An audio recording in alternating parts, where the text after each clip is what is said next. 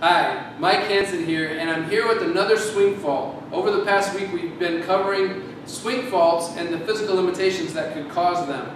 And this one is the most common that we've gotten from you via email, and we call it a hanging back, and other people have called it other things, but what it looks like is when you come through the impact, all your weight is on your back foot.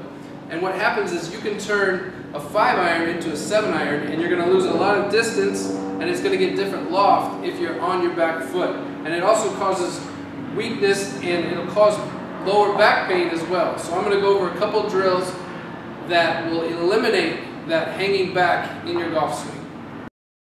One thing to make sure you get your weight to your left side in your downswing is to make sure that you have a pretty strong glute on the outside here, and then strength and stability in your lead leg, or the left leg on the right-handed golfer.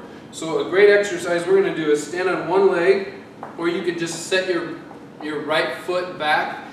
Take the long part of the club over the right side, and you're just going to turn and try to get to that impact position.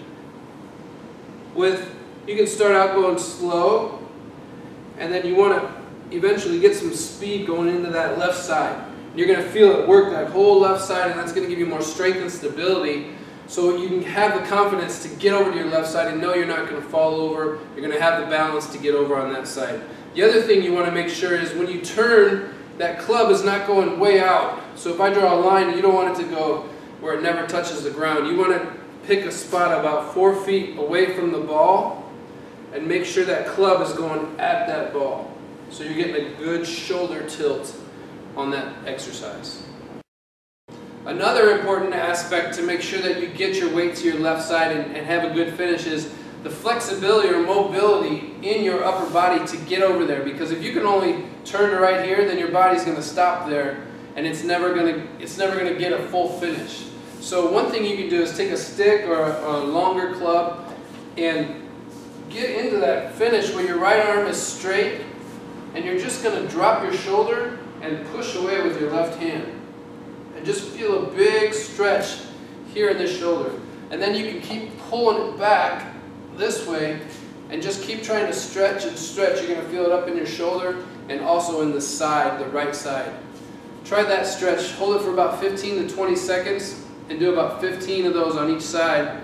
And it'll be a great stretch to give you more flexibility for that finish.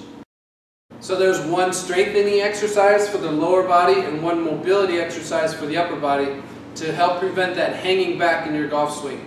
And then one other thing I want to point out is a lot of times the hanging back fault will come from if you get to this way, which we call the reverse spine tilt in your backswing.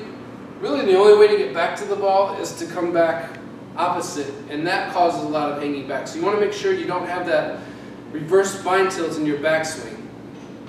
So that's going to be our last swing fault that we're going to do, and we're going to move on to a new series next week. So stay tuned, and I hope you enjoyed these swing faults, and I hope they help your game.